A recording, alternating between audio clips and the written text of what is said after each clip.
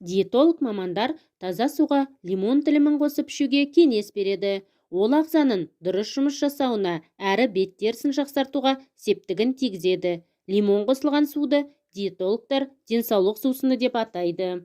Мамандар бұл сусынды күнделікті тұтыну иммунитетті ғана жақсартып қоймай, ұмытшақтық аурудан, анемия сынды дерттерден дер кезінде арылуға көмектесетінін анықтады.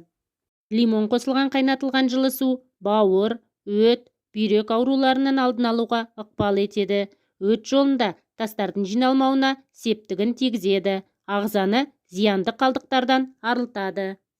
Ол қан құрамындағы токсиндерді жойып, терідегі пигментті дақтар мен безеу, секпіл, әжімнің түсуіне жол бермейді.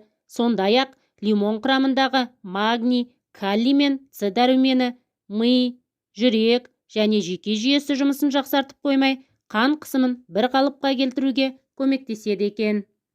Күнделікті таңертең аш қарынға қабылданған лимон қосылған су жүйке жүйесінің жұмысын бір қалыпқа келтіріп қоймай, бойға күш-қуат пен сергектік сыйлайды. Стресс, күйзеліс, көңілсіздіктің болмауына ықпал етеді. Жаздың аптап ыстық күндері бұл шырын шөлден құтқарса, қыстың күні жанға жылулық пен күш сыйлайтын қасиетке ие.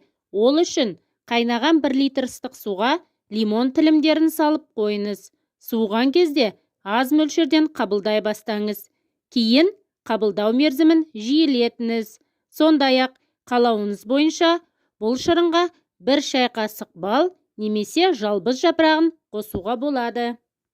Достар, бүгінгі менің дайындаған пайдалы ақпаратым ұнаса, арнама жазылып, лайк, комментарий қалдыруды ұмытпаңыз. Алдағы уақытта пайдалы кеңестерді жіберіп алмас үшін қоңырау белгісін басып қойыңыз.